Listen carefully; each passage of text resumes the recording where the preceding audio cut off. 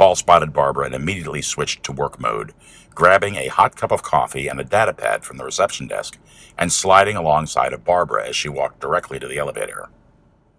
"Good morning, Paul." "Good morning, Dr. Kane."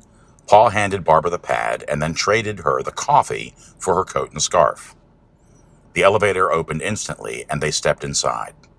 Barbara took a sip of the coffee as she looked down at the data pad. Her eyes scanned the information, taking in what she needed to know for the day's work. Automatically, Paul put out his hand to take back her coffee mug.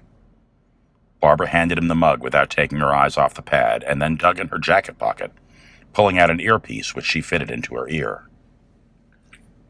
"It's the preliminary report on this character, Dr. Kane. He's no different than the others. Psychotic, arrogant, aggressive, generally an all-around nasty. I really think you should have someone in there with you." Barbara, still preoccupied with what she was reading, said, "You're probably right.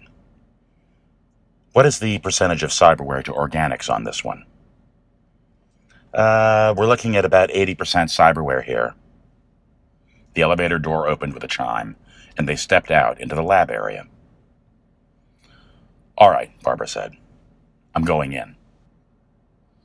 Amongst the other data on the screen was a small video image of a man known as Uther Cantrell, about 25 years of age.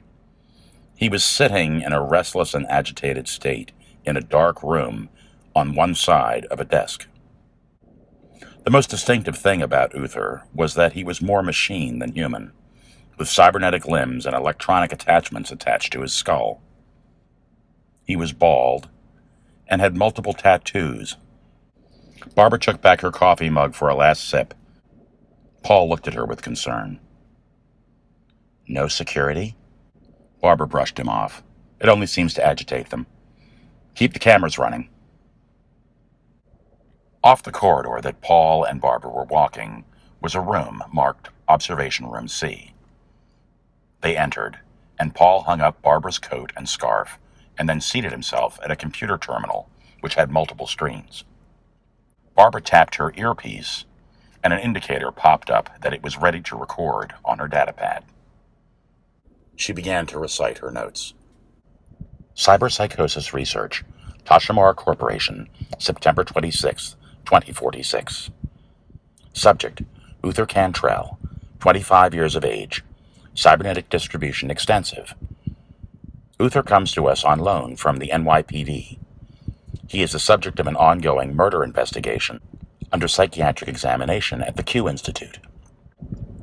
Uther seems to be more fuel for my argument that our cyberware products seem to have an adverse, almost addictive effect on a growing number of users.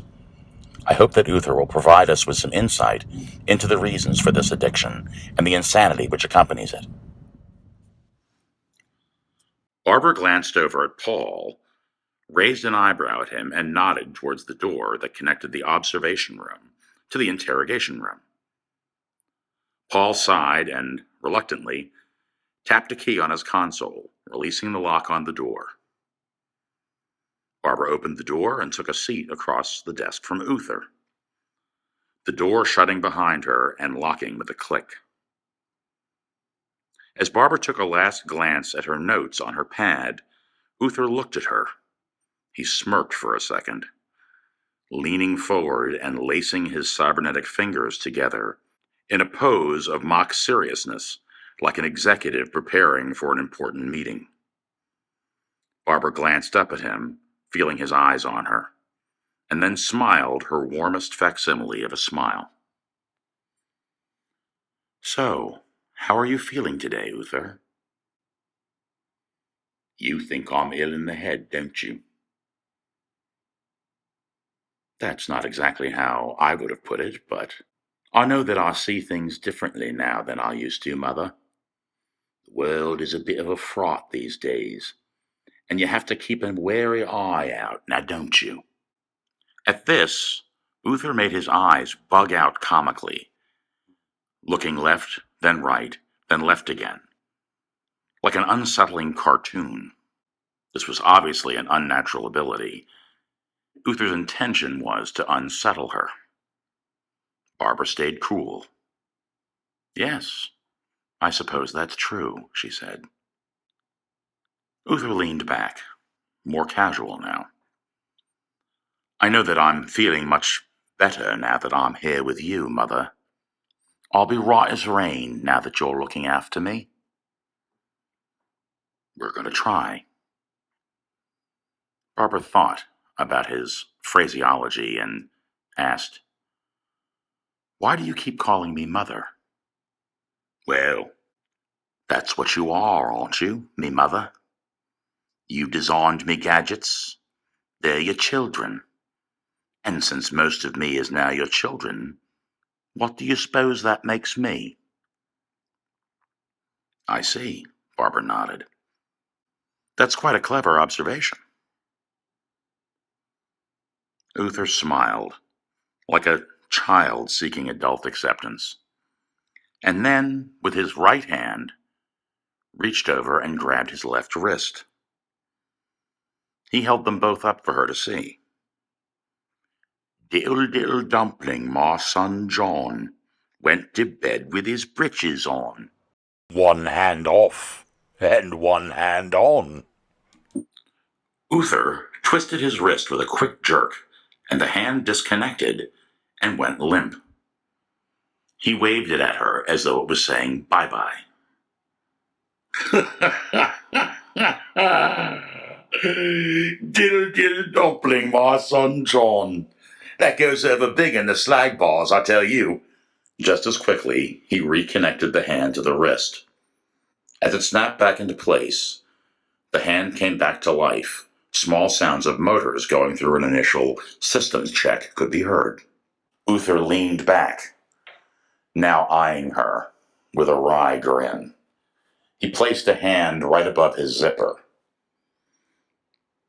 Of course, I have other detachables that are even more of a crowd pleaser. That's quite all right, Uther. I think I get the idea, Barbara said. Uther's smile faded. He seemed to shift into another place, another time. Right.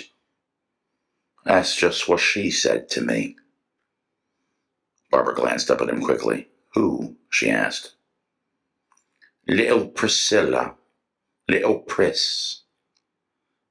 Damn her to hell. She ought not act like that with me, she ought not. Priscilla Barnes, the woman in the papers who's been missing? Barbara asked. Uther continued. Dressed like a little cat she was. A little pussy cat. She kept smiling at me. Drinking and smiling. Smiling and drinking. Uther. She snapped her fingers. I'm losing you here. Who are you talking about? Are you talking about the missing woman? Suddenly, Uther snapped back. I like little pussy. Her coat is so warm. And if I don't hurt her, she'll do me no harm. So I'll not pull her tail, nor drive her away. And little pussy and I very gently will play.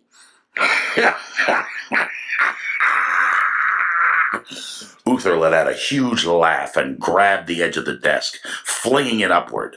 His tremendous cybernetic strength made the desk fly off to one side, crashing into a wall. Uther stood, laughing and howling at the ceiling. Barbara, realizing her time was done, scrambled for the door. A siren went off. Slowly, gas started to seep into the room. Barbara, who was coughing now, trying to catch her breath, made her way to the door, and Paul swiftly released the lock. She exited, and the door slammed shut behind her. Uther, looking around, scanned the room. His vision, being electronically enhanced, allowed him to see much of the apparatus that was built into the walls of the room. He spotted a hidden camera with which Barbara was monitoring him from the lab.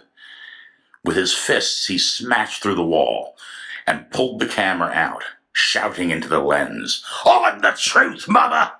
Does the truth frighten you? You made me! As the gas started to take effect, Uther started to cough and dropped to one knee, becoming more sedate. For every evil under the sun, there is a remedy, or there is none. If there be one, seek till you find it. If there be none, never mind it. With a thud, Uther collapsed to the floor. Barbara and Paul both stared at the view screen.